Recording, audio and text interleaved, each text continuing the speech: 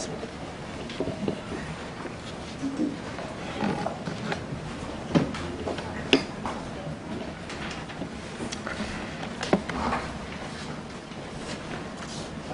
네, 반갑습니다. 안녕하세요. 예.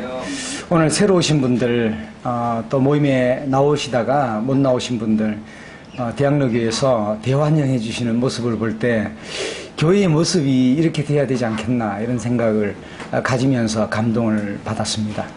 오늘 구속함을 받은 우리 지체님들이 아버지 하나님 앞에 예배드린 모습이 너무나 감동적이었어요. 참 우리 주님께서 얼마나 기뻐하실까. 우리 지체들이 주님의 열매고 성령님의 놀라운 성과였는데 우리 지체야말로 하나님 앞에 가장 VIP 중에 VIP인 것입니다. 우리 그리스도 안에 들어온 사람들은요 VIP 중에 VIP입니다. 우리가 이 땅에 대통령도 VIP라고 하지만 장관들도 VIP라고 하지만 그리스도 안에 있는 우리는 최고의 VIP입니다. 우리 아버지 하나님께서 만왕의 왕이십니다. The Great King이시고요. 그리스도 안에 있는 우리 지체들은 The Small King이에요. 그러니까 이 세상에 서거지는 왕들이 아니에요. 대통령들이 아니에요.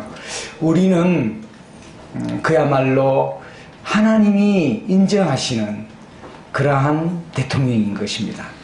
그래서 우리가 기도할 때 예배드릴 때 누구누구 대통령이 이렇게 감사 예배를 드리는구나 하면서 아버지 하나님께서 기뻐 받으시는 거예요. 그리고 우리는 하나님의 자녀일 뿐만 아니라 이 대통령의 자녀도 놀랍잖아요. 이 하나님의 자녀가 됐다고 하는 것은 엄청난 신분이에요. 가히 이룰 수 없는, 이제 장차 그 나라에 가게 되면, 하나님 나라에 가게 되면 천사들도 우리가 심판하는 거예요. 이 성도들이 천사들을 심판하고 이 세상에 있는 사람들을 심판하는 것입니다. 이 그리스도의 심판대 앞에 가게 되면 이 성도들이 이 죄인들을 심판하는 그런 모습으로 우리가 바뀌어지게 되는 거예요. 우리의 신분이라는 것은 상상할 수 없는 가치 있는 신분이에요. 우리가 하나님의 형상으로 가장 존귀하게 창조가 되었지만 아담이 범죄하고 아담의 후손들이 우리가 범죄함으로 말미암아 우리가 타락이 되었어요. 그런데 하나님께서 이 구속의 사역을 통해서 우리를 회복시키는데 얼마만큼 회복시키느냐, 아담이 하나님과 영원히 사는 생명을 부여받아서 영화롭게 대화하고 교통하고 교제했던 그 이상으로 우리를 새롭게 창조한 새 피조물이 되게 하신 거예요. 이거는 너무나 위대한 일이에요. 가치 없는 자를 가치 있게 해주시고 죄인을 의인으로 만들어주신 거예요. 마귀 자식은 하나님 자식으로 만들어주는 거예요. 그러니까 이 신분은요 이루 말할 수 없는 거예요. 그래서 우리가 앞으로 저 은하계를 다스리게 되고, 은하계의 그 한 개의 별이 베델기우스라는 별은 이 태양을 5억 몇천 개나 담을 수 있는 별이에요. 근데 그 태양을 담을 수 있는 별들이, 그런 별들이 수천억 개가 넘는 것이 한 개의 은하계에 불과해요. 근데 그 은하계가 있고 또 은하단이 있고 초은하단이 있고 그리고 이 우주가 있는 거예요. 하나님은 그 우주를 다 품을 수 있는 만유보다 크신 분이에요. 지구도 품을 수도 있고 이 우주를 품을 수 있는 분이에요. 그만큼 크신 분이에요. 그래서 우리가 그리스도 안에 있기 전에 나는 어떤 사람이고, 그리고 내가 이미 그리스도 안에 들어온 사람들은 자기 육체의 일이 현저하잖아요. 육체 아래 있었던 삶, 내가 죄 아래 종노를 했던 삶들을 아셔야 돼요. 그럼 우리가 다 할 수 없는 겁니다.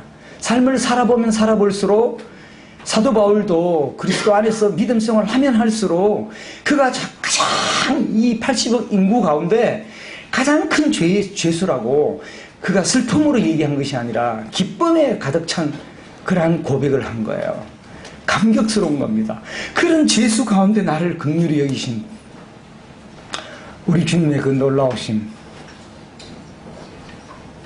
우리 주님의 그 은혜 감격하게 되는 거예요. 바울이 그렇게 고백한 거예요. 그가 기쁨에 찼어.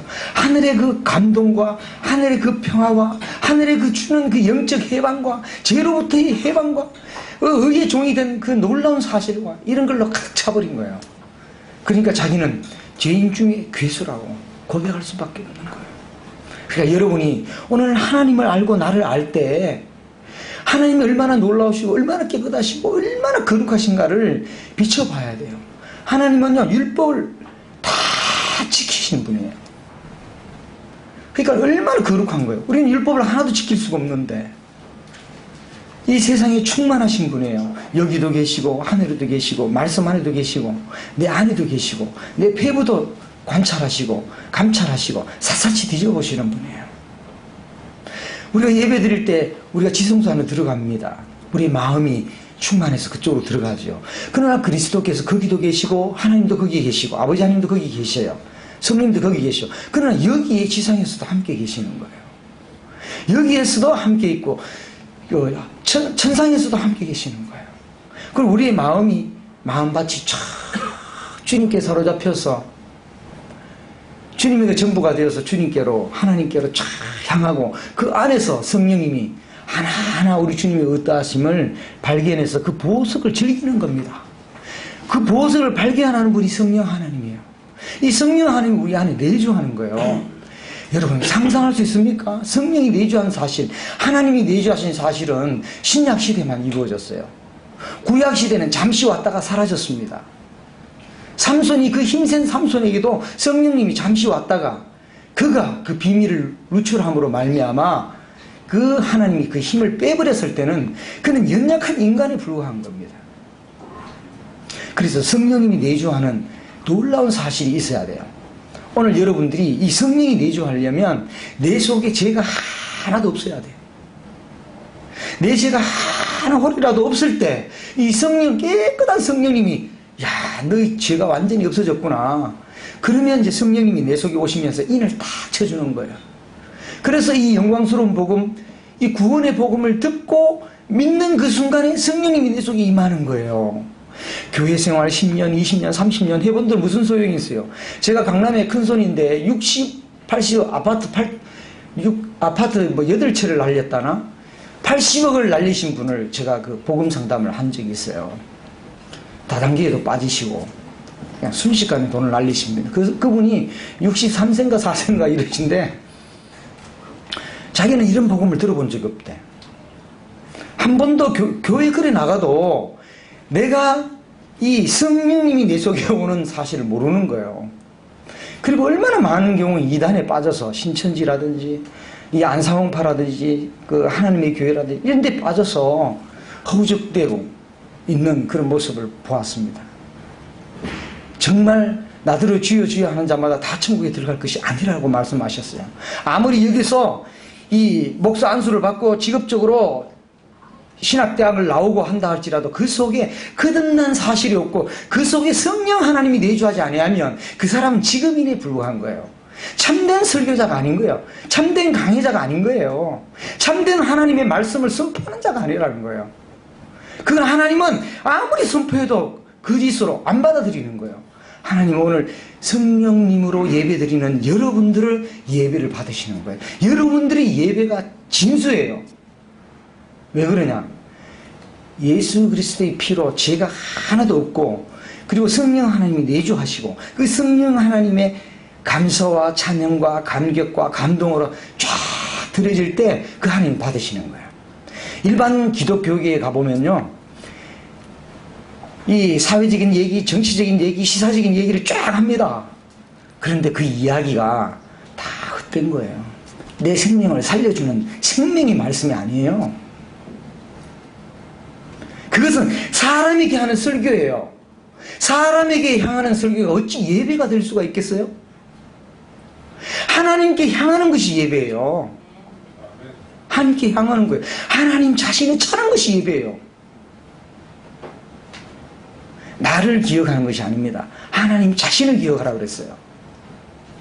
하나님의 그 위대성, 하나님의 놀라움, 하나님의 그 말씀의 초자연적인 힘, 말씀의 그 위력, 그리고 하나님의 그 통일성, 하나님의 그 행사, 하나님의 그 놀라우신 일들, 크신 기적들, 이런 것들을 기억하는 것이 예배예요.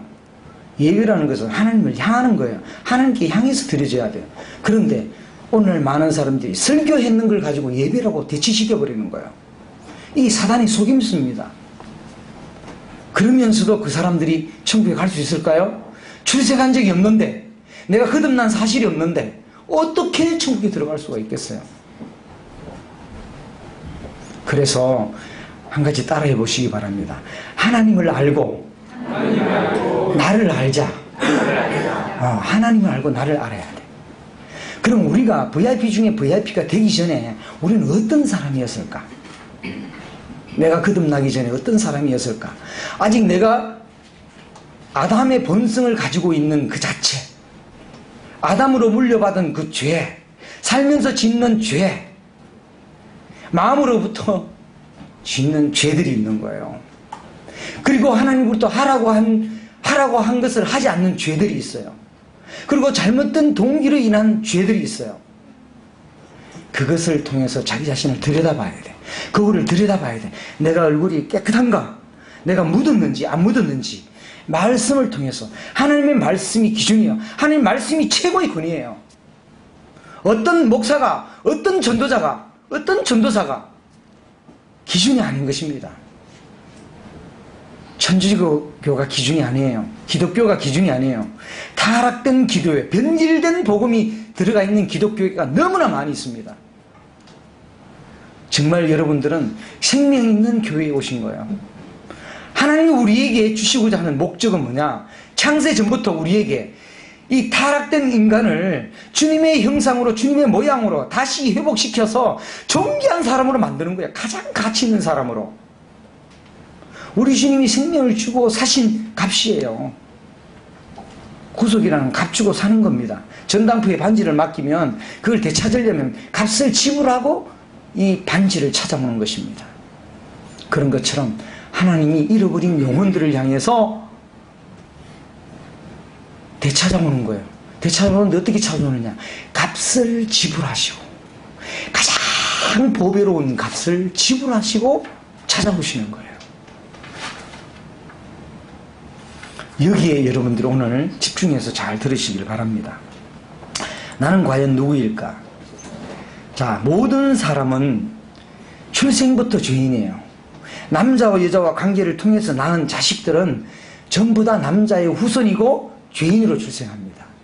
그러나 단 한 분, 하나님이신 분이 사람으로 오시겠다고 약속하시고 약속된 자손이 실제로 오신 거예요. 구약은 그림자고 신약은 실물이에요. 실제입니다. 실제로 오시는 거예요. 구약의 모든 상징들은 하나님 자신을 계시해주고 상징해주고 있고 예표해주고 있는 것입니다. 그래서 그 시대마다 메시아를 보내주겠다, 그리스도를 보내주겠다, 이 하나님 아들을 보내주겠다, 그 시대마다 이 점진적으로 계시해 주신 그 구약의 이 맥을 보면, 그 흐름을 보면 그렇게 나타나셔 있는 것입니다. 어디든 찔러도 보면 그리스도가 나와요. 최고의 선물인 그리스도가 나와요. 구약의 하나님 그 자신이, 신약에는 새로 맺어진 약속에는 뭐냐면 그리스도를 상징하고 있는, 이 성경의 주제는 바로 그리스도예요. 기름 부음을 받은 자 그리스도, 메시아, 이 구주, 주님. 지금까지는 내가 주인이 되어 살았지만 진짜 주인을 만나라는 거예요. 진짜 주인이 누구냐? 창조주가 누구냐? 나를 창조하신 분이 누구냐? 그분께로 돌아가야 우리가 행복한 거예요. 그분을 버린 것이 우리에게 불행이요 저주가 온 거예요. 우리는 하나님께 돌아가지 않으면 행복이 있을 수가 없습니다. 고아가 된 아이들이요, 어린이날 때 아이들 많이 잃어버려요. 그런 아이들이 아무리 부유한 걸 갖다 준다 할지라도 만족함이 없어요. 자기 부모님을 찾을 때, 찾고 찾아냈을 때, 그때 참된 행복이 있는 것입니다.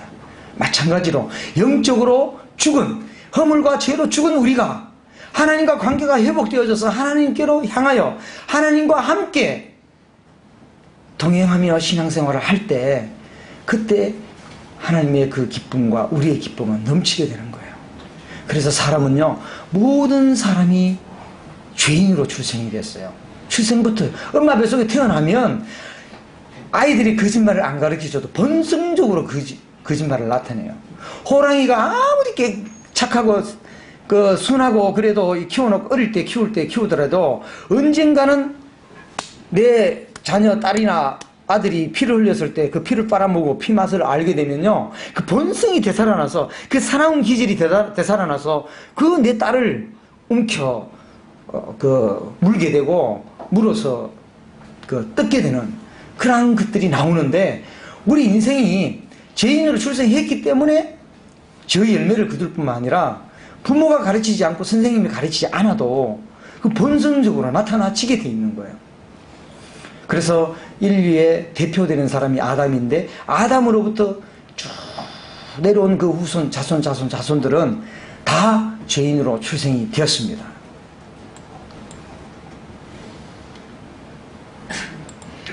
세상이 시작될 때부터 끝날 때까지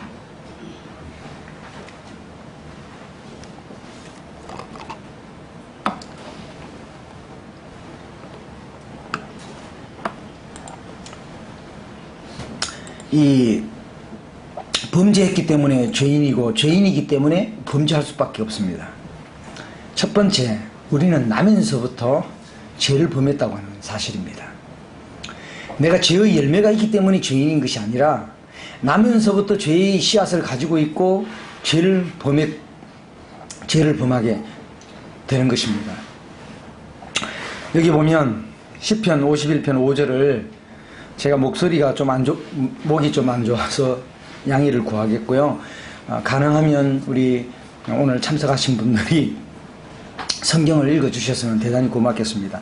시편 51편 5절을 다 같이 한번 읽겠습니다. 시작. 내가 저녁에 출생하였으며 모친이 죄 중에 나를 잉태하였나이다. 이 의로웠던 다윗도 그 남에 충신된 장군의 그 아내를 어느 한날 지붕에서 내려다보면서 이 목욕하는 장면을 보면서 이 악한 정욕이 일어나게 된 거예요. 그래서 그를 데려다가 간음하게 되는데요. 그런데 하나님이 그 간음한 사실을 자기는 숨기려고 했지만, 감추려고 했지만, 드러나서는 안 되는 사실이었지만 하나님께서 선지자를 통해서 드러내게 하시는 사건입니다. 그래서 이 바세바를 범함으로 하나님이 이 다윗이 자기가 고백한 이 시편에 나온 건데, 내가 죄악 중에 출생하였으며, 하나님 앞에 고백하는 거예요. 내가 죄악 중에 출생했습니다. 하나님, 모친의 죄 중에 나를 잉태했다고. 그렇기 때문에 내가 이런 죄를 범했다고, 이러한 중죄를 범했다고 얘기를 하는 것입니다. 그래서 첫 번째는 우리는 출생부터 죄인인데, 우리는 아예 죄인으로 출생했고 아예 죄인 출신이라고 하는 것입니다. 그래서 본질이 죄인이고 근본이 죄인이라고 하는 것입니다. 이 고추에 보면 고추 안에 이 벌레가 있는데 이미 한 벌써 그 씨 알을 까놓고 있어요. 크기 전에. 그러면은 고추가 이 구멍이 없는데 그 안에 벌레가 들어가 있는 모습을 보게 돼요. 근데 고추가 크면 클수록 벌레도 점점 커져요. 그런 것처럼 우리도 처음에는 죄를 작은 걸 지어요. 콩닥콩닥 하면서 죄를 짓는데, 돈을 훔치고 부모님 거 훔치도 사일째 할 때 그때는 콩닥콩닥 해요. 그러면 좀 더 크면은 더 큰 죄를 범하고 그 다음 더 큰 죄를 범하게 되죠. 그리고 또 지지층들은 더 큰 죄를 범해요. 요즘은요, 이 학교 현장에서 촌지를 받게 되면 원 스트라이크 아웃 해가 10만 원 이상 딱 받아버리면 그냥 사표 내야 돼요. 원 스트라이크 아웃. 옛날에는 많이 줬어요.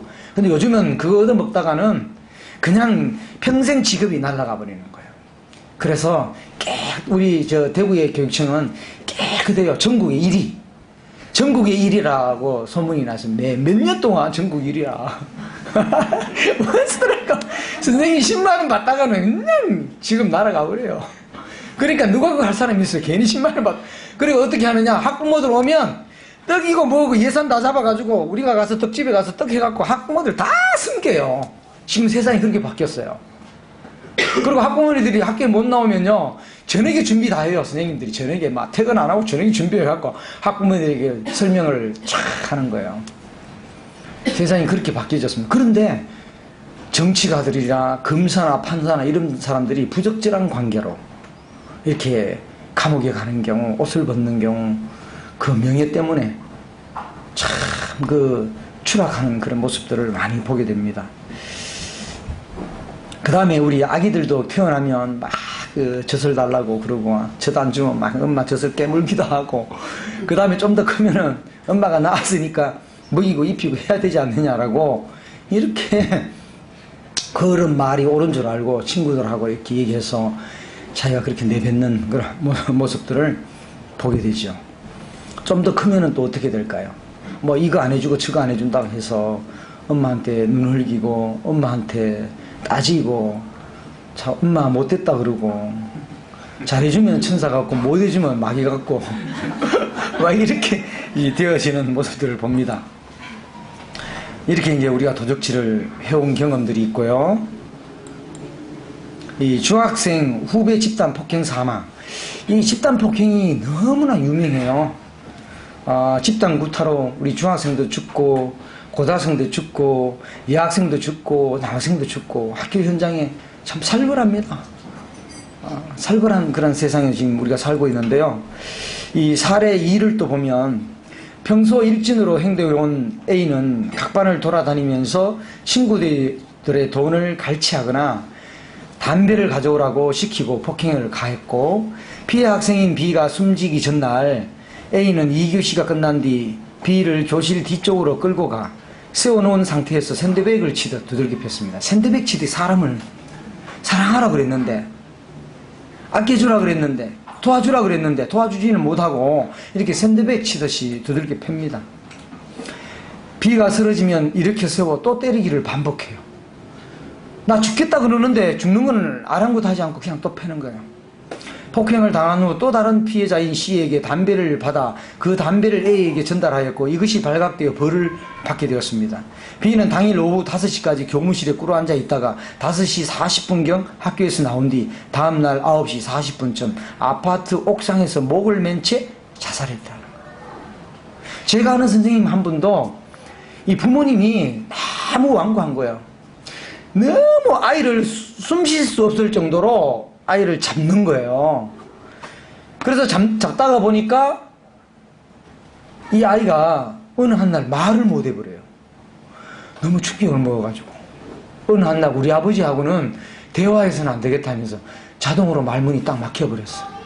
그래서 10몇 년을 살았는데, 제가 그 단체 봉사활동을 이끌면서 이제 주님께서 하게 해주셨는데, 한 6,000명 학생, 교사들과 함께하는 이러한 봉사활동을 이끄는데, 거기에 이제 단체 아이들을 그 자신감도 좀 심어주고, 이제 그 발표 능력도 세워주고, 이 사랑으로 섬기는 리더십도 세워주고, 이제 이렇게 하는데, 그게 얘가 말을 못 하는 거예요. 말을 하려고 하는데 막 온몸에 땀이 진땀이 나는 거예요. 그런데 얘가 앞에 나와서 죽기 살기로 해서 말을 해서 자기를 소개하는데 말문이 트이기 시작했어요. 그래서 발표를 멋지게 해냈습니다. 그런데 이제 부모님하고 대화하고 여행 다니고 막 이렇게 하다가 어떻게 이게 옛날 생각이 났는지는 모르겠는데, 얘가 성적표를 딱 받고는 성적이 자기가 생각했던 그 이하로 이렇게 받게 되었어요. 그리고 이 아이가 독서실에 가서 저녁에 야자 시간에 이제 공부를 해야 되는데 있었던 아이인데, 이제 부모님 아파트에서 밑에서 막 수근수근 하는 거예요. 밑 바닥에서 막 119도 오고 뭐 이렇게 났는데, 누가 이게 저렇게 많이 모여 있는 거 자기 자신이 그러는 아예 모르는 거예요. 그게 죽어 있는 거예요. 그래서 이제 막 그 아이가 누군지 조사하고 뒤져보고 찾아보니까 그 아이가 그 선생님의 아이인 거예요. 선생님이 새벽에 한 쓰러지대 가지고 죽은 거는 밤 한 10시인가 11시 독서실에 가 있을 아이가 거기 가서 있었는데, 경찰이 조사해가지고 온 거야. 그 비보를 들었는데, 그 사모님은 그냥 기절해버리고, 그 선생님이 말을 못 하시더라고요. 제가 그 장례식에 갔다 오고 그랬는데, 부모님이 아이를 좀 자유하게 좀 키워야 되는데, 다 너무 닥달해 보니까 애가 입문이 막혀버리고, 그 다음에 또 관계가 형성되었을 때 아이에게 또 이 성적이나 이런 부분에 대해서 아마 얘기가 됐는 것 같아요. 부모가 또. 그러면은 이게 서서히 해갖고 이렇게 해야 되는데 갑자기 그렇게 되니까 아이가 이 성적 받고 부모님에게 얼마나 혼날까 이런 생각을 하는 거예요. 그리고 어떤 아이들은 전교 1, 2등 하는 아이들도 성적 비관해가지고 자살하는 경우가 너무 많아요. 이렇게 애들이 희생이 되고 있어요. 오늘날 이 교육 제도가 이렇게 아이들을 몰아가고 있는 거예요. 너무나 지금 고통의 시대에 우리가 살고 있습니다. 이러한 것들을 볼 때 집단 따돌림이나 왕따 이런 것들을 볼 때 내 일이 아니에요. 내 자녀가 그렇게 당할 수도 있는 거거든요.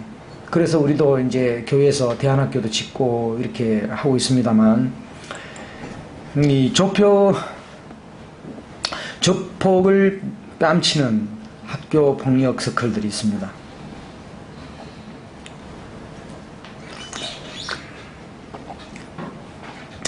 학생들 간 집단 패싸움을 조사하다가 시내 원룸촌을 중심으로 100여 명의 일명 가족팸이 있대요. 가족팸. 가족팸이라는 게 뭐냐? 가출 플러스 패밀리 이렇게 해서 이제 합친 말인데 가족팸이 있대요. 가족팸. 집을 나온 청소년들은 모집한 뒤 불량 서클을 만들어 폭행과 협박을 일삼았고, 이들은 다시 일반 학생들을 상대로 돈을 뜯어냈다. 청소년들은 조폭과 연계해 합숙을 했고, 동네 조폭이 지역 중고등학생과 보육원 출신 여학생 등 40여 명을 마구잡이로 끌어 모아 심야에 무리지어 다니고, 심야에 무리지어 다닐 때 참 무서워요. 잘못 말했다가는 그냥 그 자리에서 사람들 말리다가 그냥 죽습니다. 그런 사례도 많거든요. 이 편의점 절도, 일반 학생 대상 금품 갈취 등을 반복하는 거예요. 약한 애들을 계속 데리고 금품을 갈취하는 거죠. 또 폭력 서클 간의 패싸움도 굉장히 많고, 그렇게 해서 이제 경찰들이 이제 해체시키는 그런 장면이 나옵니다. 이 학교 폭력 피해 유형 중에서도 폭행의 비율이 굉장히 많은데요. 이 언어 폭력이 34.6%, 그리고 집단 따돌림이 17%, 폭행이 11.5%입니다. 그리고 스토킹이 11.1%, 사이버 괴롭힘이 9.3%, 금품 갈취가 8%, 강제 심부름이 4.7%, 강제 추행이 3.8%. 어떤 학생이 이제 제가 고등학교 근무할 때 이 여학생하고 이렇게 사귀어 보려고 이렇게 했는데, 손이 이제 이 학생 치마 밑으로 이렇게 손이 들어갔어요. 근데 이 학생은 싫은 거예요. 그래가지고 야가 또 친구인 깡패 같은 친구들한테 연락해갖고 학교에 와서 야를 개박살 또 냈는 거예요. 그래서 얘는 또 다른 학교로 또 쫓겨나가고, 이런 사례를 또 제가 이제 보게 되는데, 이 강제 추행도 굉장히 많습니다. 그리고 또 이제 참 낯뜨겁지만 이 교사들이 또 여선생님들하고 또 교사들이 학생과의 관계, 이런 것도 참 일어나는 그런 모습들을 보게 됩니다. 또 우리가 이 쓰레기 무단 투기도 굉장히 많죠. 그래서 이제 신고 포상금 제도를 많이 합니다. 우리 고속도로에도 보면 이제 투기하면은 딱 카메라나 누가 신고하면 포상금을 줘요. 그러니까 너도 나도 버리던 사람들이 이제 덜 버리게 되죠. 이렇게 습관이 다른 사람의 모습이 아니라 나도 그럴 수 있고, 나도 이해가 아니고 나도 그런 적이 있다고 하는 사실입니다. 그래서 나는 이 죄인이고 죄가 새카맣게 있다고 하는 것입니다. 죄를 날마다 짓고 살아가는 난데요. 시편 38편 4절을 다 같이 한번 읽어보겠습니다. 시작.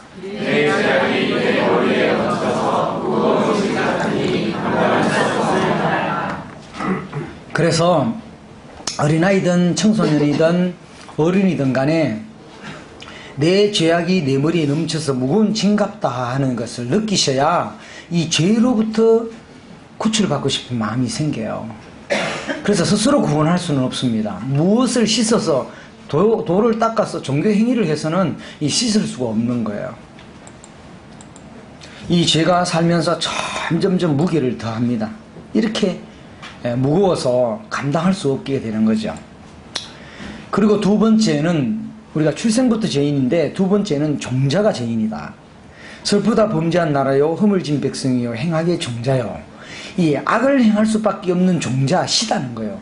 시 자체가 이 악을 행하는 악한 생각, 악한 행동을 할 수밖에 없는, 어렵지 못한 일, 어렵지 못한 생각들을 할 수밖에 없는 시를 가지고 있는 거예요. 우리 속에 내재되어 있는 거예요. 그래서 행위가 우리가 부패하다, 썩었다, 이렇게 말씀하고 있는 것입니다. 그래서 두 번째는 종자가 죄인이다. 그래서 나는 정직하게 살았다, 나는 착하게 살았다. 어제도 우리 선생님 한번 보면 나는 좀 착하게 살았다 이렇게 하신 분도 계시는데, 이 착하게 살았다, 과연 정말로 착하게 살았을까? 정말로 하나님 보시기에 깨끗하게 살았을까? 정직하게 살았을까? 양심적으로 살았을까? 그런 분에게 한번 물어보세요. 어제 제가 물으니까 착하게 사신 분도 내 죄가 무수히 많다라고 고백을 하시더라고요. 우리가 감나무에 보면 감이 10개 열리든 100개 열리든 1000개 열리든 감나무입니다. 그러나 감나무에 감이 하나도 안 열려도 감나무인 것입니다. 왜냐하면 그 종자가 감나무이기 때문에 그렇습니다. 죄인에게는 죄를 하나도 안 지을 수 없지만, 하나도 안 지었다 할지라도 우리는 죄인인 것입니다. 나는 정직하게 살았어, 나는 깨끗하게 살았어, 나는 남의 것을 훔치지 않았어. 그렇다고 해서 내가 깨끗한 사람이냐? 그렇지 못하다는 거예요. 그리고 세 번째는 우리가 정말 죄에 대해서 심각하게 들어가 보면 이 다 깨달을 수 없는 죄인이에요. 이것이 마음의 죄인데요. 우리 마가복음 7장 20절을 다 같이 한번 읽겠습니다. 시작.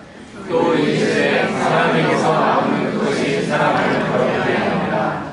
속에서 또 사람의 마음에서 나오는 것은 악한 생각, 또 분노와 조직과 잔인과 간음과 흠과 악독과 속임과 음탕과 질투와 비방과 경험과 분명히 이 모든 것이 사람에게서 나와서 사람을 더럽게 합니다. 우리가 먹고 있는 음식들이 우리를 더럽게 하는 것이 아니라 사람에게서 나오는 것이 더럽다고 했습니다. 사람에게 무엇이 나올까요? 사람에게서 나오는 것은 이 속에서 나오는 건데요. 이 속에서 나와서 사람을 더럽게 한대요. 그것은 곧 악한 생각이래요. 악한 생각. 하나님은 그 본질을 얘기하고 계세요. 본질. 하나님 그 중심을 보시는 분이에요. 우리는 드러난 죄, 또 표면적인 죄, 그걸 얘기하고, 나는 뭐 교대소에 안 가고 안 갔으니까 난 죄가 없어. 나는 뭐 한국 그 법에 나는 저촉되지 않았으니까 죄가 없다고 말하지만, 하나님의 기준에는 이 악한 생각을 한 가지만 해도 이미 그는 더럽다라고 말씀하고 있는 거예요. 그래서 악한 생각은 뭐냐? 음란한 생각, 음란한 행동도 있겠지만 음란한 생각이 먼저 주입을 해요. 유혹을 하는 거야. 이 생각이 탁 되면, 우리가 인터넷이나 이런 것들을 보게 되면 그 생각이 그 다음에 어떤 것이 있을까?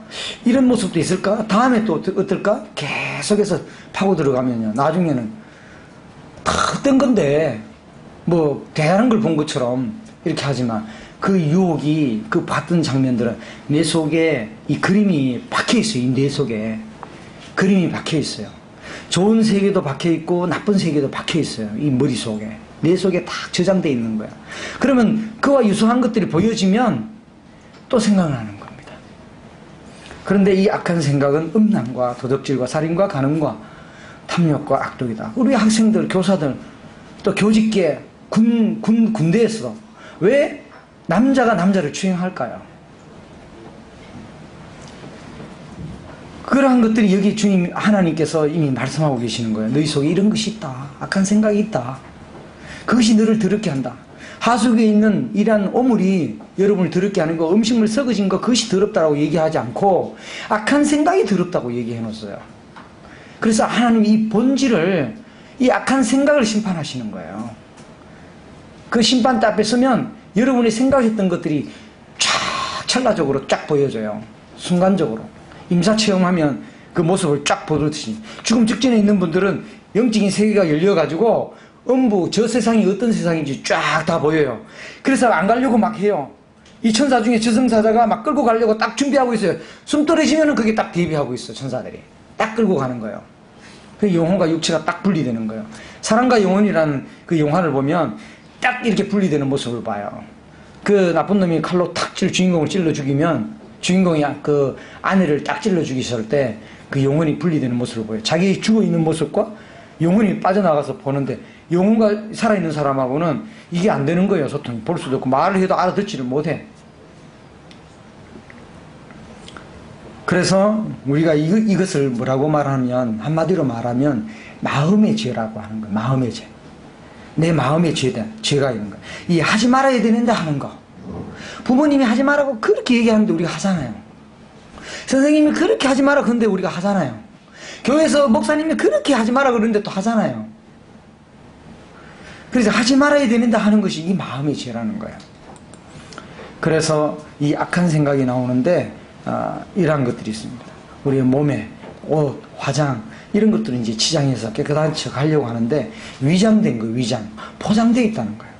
명예, 지식, 직장, 직위, 학벌, 재산 이걸 가짐으로 인해서 이 죄스러움들을 포장하는 거예요. 포장. 이 선행과 사회적 사업, 사회적 기업, 기부 많이 했다. 이걸로 해서 자기가 선함을 드러내려고 하는 거죠. 이런 것도 다 하나님이 마음에서 나오는 것이라고 하셨고 이 악하다고 하는 것입니다. 이웃사랑, 구제, 헌금 마찬가지입니다. 사람에게 보이기 위한 헌금들이 얼마나 많이 있어요. 누군가는 1000만 원 했고 누구는 500만 원 했어. 그 넣는 거 이름 적어야만 하나님이 아실까요? 하나님 전지전능하신 분인데 하나님 그 이름 적어낼 때 은밀하게 하라 그랬어요. 은밀한 무기명으로 넣으라 그랬습니다. 그럴 때 그가 하늘에서 상급을 받는 거예요. 이 땅에서 사람한테 상급 받아버리면 하늘나라에 갔을 때 상급이 없는 거예요. 그래서 보이지 않게 선행을 사랑을 하시라는 것입니다. 하나님께서 이 내 속에 어떤 것이 있는가, 이 공작새처럼 화려해요. 그래서 이 교만하고 자랑하고 자기를 드러내고 자기 PIP시인데 그 PR 시대인데 하면서 나를 드러내는 경우가 얼마나 많이 있고 잘난 척하고 있는 척하고 가진 척하고 이런 경우가 우리 속에 내 속에 있는 것입니다. 그 다음에 이 염소처럼 고집세. 염소는요 이리 가야 그래도 몰고 가면 일로 안 가 거꾸로 가고 저으로 가면 죽는데 저으로 안 가 이리 내려오라 해도 안 내려오는 거예요. 얼마나 고집이 센지 몰라요. 불 달려가지고 염소가 막 이렇게 하면 그 주인이 어떻게 조정이 안 돼. 이 염소처럼 우리가 고집스러운 거예요. 내 마음대로 사는 거. 이것이 죄예요. 하나님 마음대로 살아야죠. 하나님 뜻대로 살아야죠. 그것이 행복이에요. 그것이 질서예요. 그것이 조화예요. 이 고집대로 사는 거. 그 다음에 욕심. 돼지처럼 막 음식 먹었는데 또 먹고 또 먹고 또 먹고 또 먹고 또 먹고 그런 것처럼 막 욕심이야. 뭐 1평 가져서 막 우리 여기 뭐 정문 같은데 1평 가지면 한 뭐 수십억도 가겠죠. 근데 한 평 가져가지고 만족 못하고 또 10평, 20평, 100평, 뭐 500평 이렇게 쫄딱 망한 사람도 있고 나중에 다 날려버린 사람도 있고 그런데 이 욕심이 잉태한 즉 죄를 낳고 죄가 사망을 낳는다 그랬고 욕심이 곧 우상숭배라 그랬어요. 그것이 우상숭배라 그랬어요. 명예에 대한 욕심, 돈에 대한 욕심 이것이 뭐냐 우상숭배라. 우상숭배. 하나님만 숭배하라 그랬지 창조주만 숭배하라 그랬지 이러한 그 세상 것들을 욕심을 내서 숭배하라고 얘기하지 않으셨어요. 그 다음에 이 표범처럼 사나움 돼 있어요. 왜 사나워요? 좀 부드러우면 안 됩니까?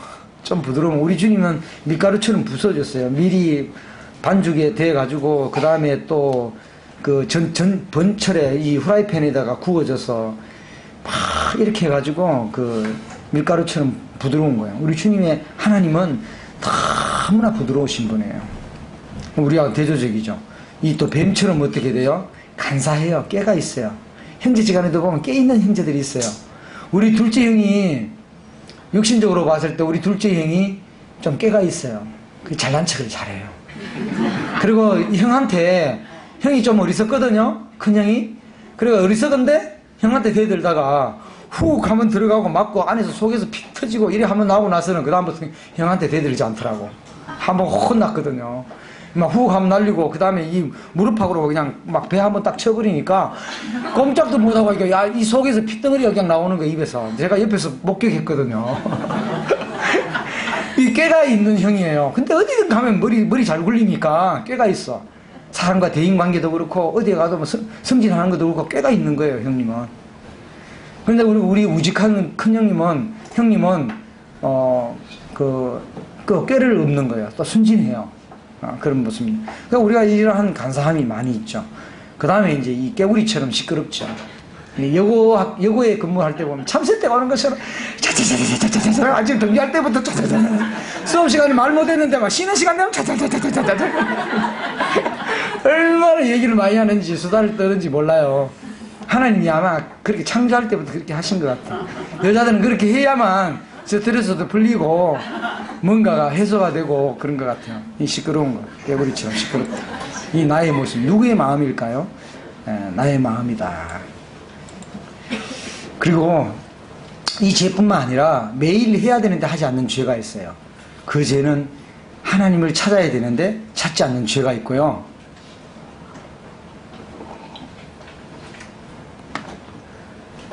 하나님은 사람이 친절하게 대하라고 그랬거든요. 근데 친절하지 않고 불친절하게 대하는 그런 죄들이 있고요. 누군가 도와달라고 막 이렇게 호소하고 절규하는데도 안 도와주는 경우가 있어요. 이 도와주지 않는 죄들이 있죠. 이웃을 사랑해야 되는데 사랑하지 않는 죄들이 있어요.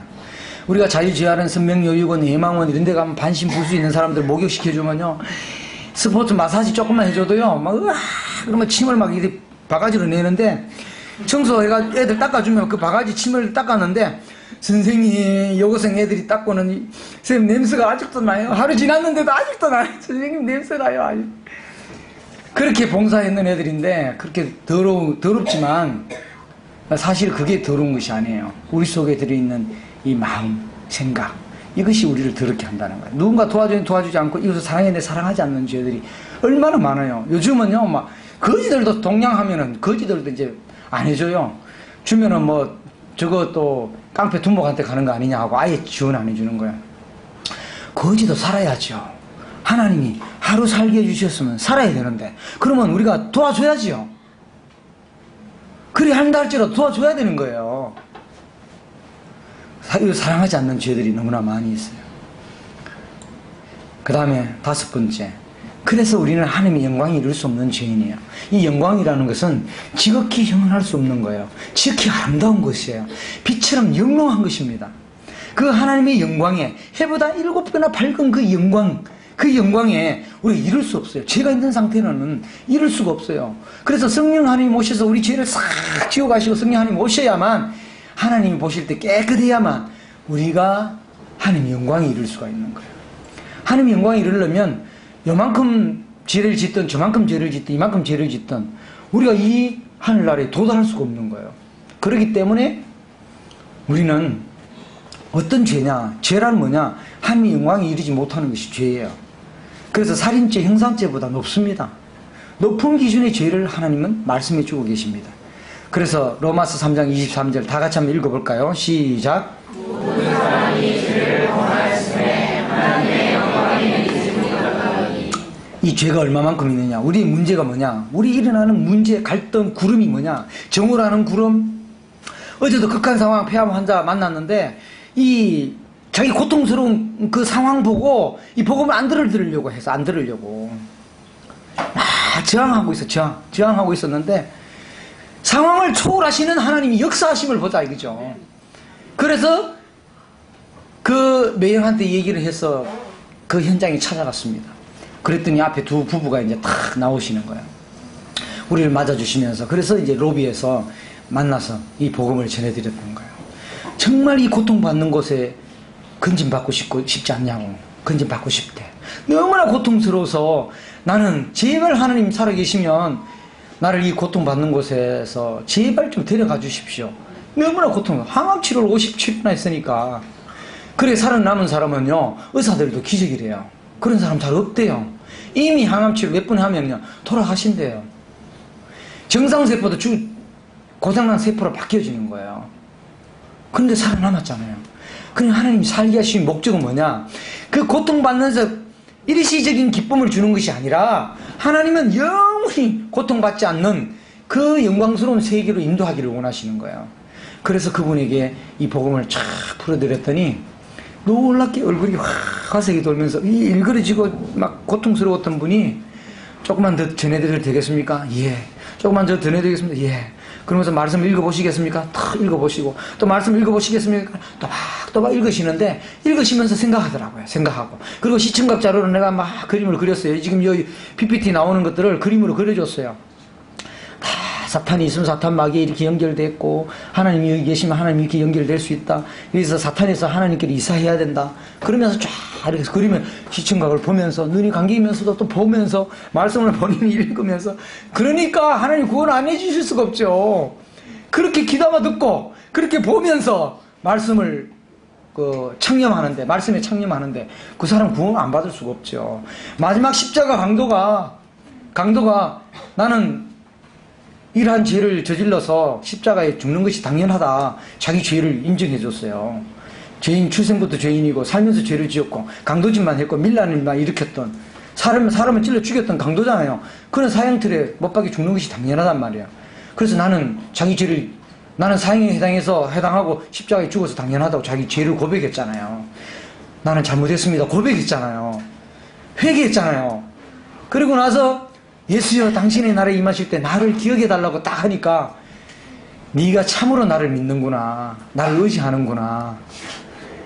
의지할 사람은 나밖에 없다는 걸 네가 참으로 아는구나. 너 참 잘했다. 하나님이 1대1로 인격적으로 만난 거예요. 그 마음을 아시고 그 동기를 아시는 거예요. 저 사람 참으로 잘못을 했다는 걸 아는 거예요. 그래서 네 죄 때문에 이렇게 돌아간다. 네 죄를 이렇게 없애줬다. 나를 믿으면 네가 죄도 없어져. 그러면서 네가 오늘 나와 함께 낙원이 있으리라고 이렇게 말씀하시잖아요. 예. 이제 어제 율법을 얘기했잖아요. 율법. 우리는 율법 아래에 있는, 저주 아래에 있는, 심판 아래에 있는 자입니다. 하나님의 형벌을 받을 수밖에 없는 죄인이라는 거예요. 이 십계명 중에 한 율법을 지키다가 온 율법을 어기면, 한 율법이라도 어기면, 온 율법을 지키다가 한 율법만 어겨도 도리하면 다 버리고 지킬 수가 없는 거예요. 그렇기 때문에 우리는 저주 아래 있고 심판 아래 있고 형벌 아래 있어요. 무서운 형벌 아래 있어요. 여러분 데살로니가 전서 한번 볼까요? 성경책 요거 하나 보고 10분간 휴식하고 제가 영상을 하나 들려드릴 테니까 보시고 차 한잔 하시면서 마지막 4교시 딱 한 4, 50분 딱 하고 전신 먹도록 이렇게 하겠습니다. 자, 그러면 데살로니가 후서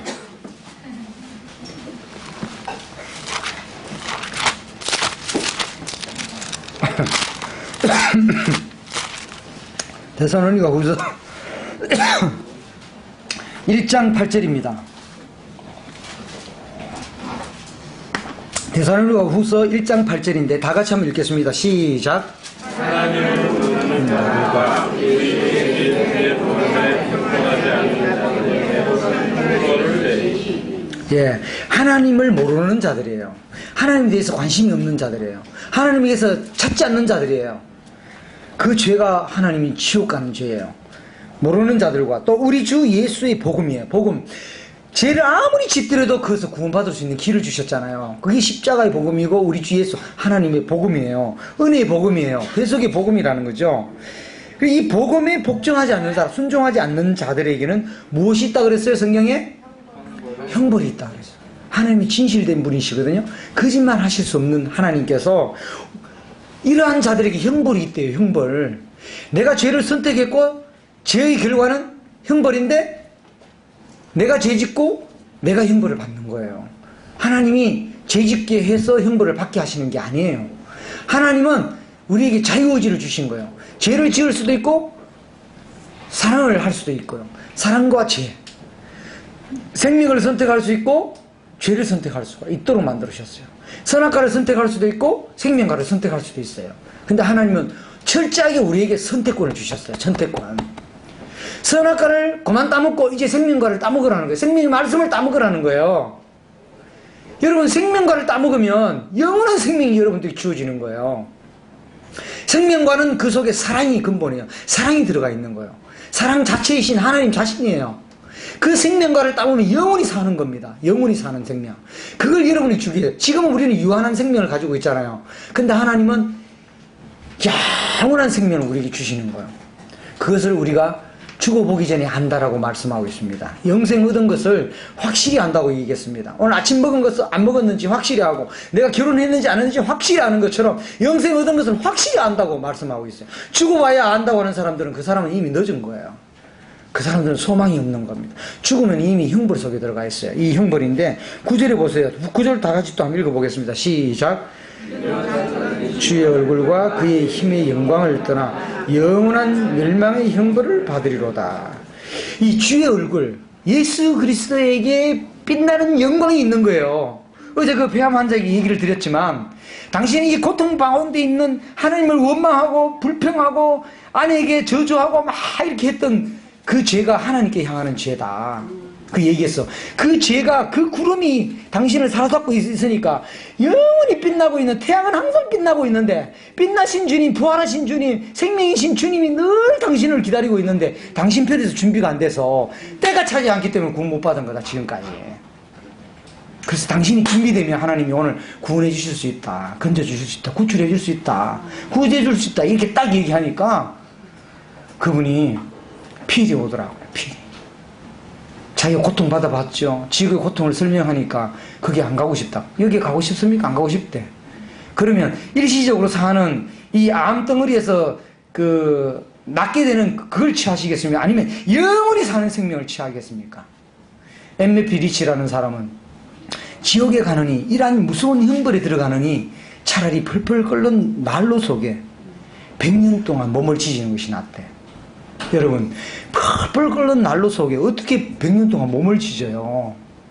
근데 그것도 견딜 수 없지만 100년 후에는 그건 나올 수가 있어요. 나올 수가 있단 말이야. 그런데 펄펄 끓는 난로보다도 더 뜨거운 1300도에서 넘는 그런 곳에서 불과 유황이 타는 못 덩어리에서, 못 바다에서 어떻게 한다고요? 나올 수가 없어요. 100년 후에도 나올 수 없고 1000년 후에도 나올 수 없고 1억 년 후에도 나올 수 없는 거예요. 이것이 우리의 운명이라는 거예요. 우리는 다 잃어진 자예요. 우리는 다 쓰레기처럼 버려진 자예요. 우리는 다 지옥에 가야 마땅한 자예요. 우리는 출생부터 죄인이에요. 나면서부터 죄인이에요. 우리는 마음으로 짓는 죄예요. 하나님이 하라 그러는 거 하지 않는 죄예요. 부모님이 하라고 하는 것도 하지 않는 죄예요. 그래서 형벌을 받아야 마땅한 자인데 이러한 나를 위해서 건져주시겠다는 겁니다. 이 복음을 통해서. 그가 교회 생활을 한 번도 하지 않았다 할지라도 이 복음을 듣고 깨닫고 믿으면 천국 가는 거예요. 제가 장학사 부모님이 계시고 아버지가 계셨는데 이 교회 나간다고 성경 불태우고 가신 분이 있어요. 이분이 제가 시한부 인생인데 위암 말기로 아무리 뭐 해도 해결이 없어가지고 3일 동안 남았는데 딱 3일 남아 정확히 3일 되더라고요. 의사가 추정했는데 정확히 3일 후에 돌아가셨는데 돌아가시 직전에 그가 교회 생활 한 번도 안 하고 헌금 생활 한 번도 하고 열심도 없고 헌신한 적도 없어. 선한 일도 행한 적 없어. 그런데 아들 교회 가는 걸 방해했고 하나님이 원수같이 행했던 자인데 이분이 저한테 이런 말을 해요. 하나님이 나 같은 자를 받아주시겠습니까? 이러더라고. 이미 내가 다 늙었고 하나님 위해서 내가 한 일도 하나도 없는데 받아주시겠냐 그러더라고. 그래서 제가 예화를 쫙 설명드렸더니 이런 아들이, 집 나간 아들이 10년 20년 내 돈을 모아놓은 돈을 가지고 도망갔는데 처음에는 화가 나지만 10년, 20년, 40년, 50년 돼도 안 와. 60년 돼가 어르신 80이 돼가 60이 됐을 때 그 아들 받아주실랍니까? 안 받아주실랍니까? 그랬더니 가만히 생각해보니 받아주겠대. 그러면 어르신이 지금까지 하나님 원수를 행했지만 그 하나님 받아주시겠어? 안 받아주시겠어요? 이간에 아들을 내가 받아주는 것처럼 딱 오필이 오니까 하나님이 나 같은 자도 받아주시겠네? 이게 딱 깨달아지면서 복음을 딱 전하는데 그냥 그대로 받아들이더라고요. 그래서 이 복음이 능력 있게 역사하시고 그 사람을 변화시키셨어요. 그러고 나서 이 복음이 딱 깨닫고 나면요, 어르신 이거 알기 전에 어제 돌아가셨다면 어르신 어디 가셨어요? 그럼 지옥 갔다고 딱 얘기해요. 어제 폐암 환자 그분도 어르신 어제 돌아가셨다면 이 사실을 모르고 이 하나님의 우리 주 예수 그리스도의 복음을 알지 못하고 어제 돌아가셨다면 어디 가셨겠어요? 이간에 끔찍한 곳에 들어갔겠죠. 딱 이렇게 하더라니까. 끔찍한 곳에 들어갔겠죠. 딱 이래. 그리고 마지막에 영접 기도를 하고 끝나고 나서 또 질문했어요. 어르신 저기 돌아다니는 사람이 죄도 예수님이 해결해 주셨어요? 안 해결해 주셨어요? 그러니까 해결해 주셨습니다. 다 얘기를 하는 거예요. 이 사람 확실히 깨달았다는 게 딱 증명이 되는 거야. 많은 사람들이, 다니는 사람들이 자신의 죄가 해결된 걸 몰라요. 내 죄가 이미 2000년 전에 해결된 사실을 모르고 있는 거예요. 그러면서 여전히 자기는 빚진 자로 죄의 종이 되어 살아가고 있는 거예요. 거기서 여러분이 오늘 영적인 해방을 누려야 돼. 일제 식민지 하에 주권과 나라와 땅이 딱 우리가 뺏겼을 때 어떻게 돼요? 힘을 쓸 수가 없었어요. 우리의 어머님들은, 할머니들은 성의 놀이개로 팔려가고 주권이 없는 거예요. 노동자로 팔려가고. 그런데 그들이 우리 식민지에서 유관순 누나가 독립운동을 하고 해방되어가지고 대한독립 만세하면서 전국이 그냥 태극기 물결로 쫙 갔을 때 그 영적 해방은 이루 말할 수 없잖아요. 이 죄로부터의 해방, 사망으로부터의 해방, 지옥으로부터의 이 해방은요, 그와 같은 물밀듯이 오는 거예요. 그 기쁨이, 그 평화가, 그 안식이 말할 수 없는 것입니다. 여기까지 하고요. 다음 이어서 하도록 하겠습니다. 잠깐 화장실 갔다 오실 분 갔다 오시고 차 한잔 하시고요.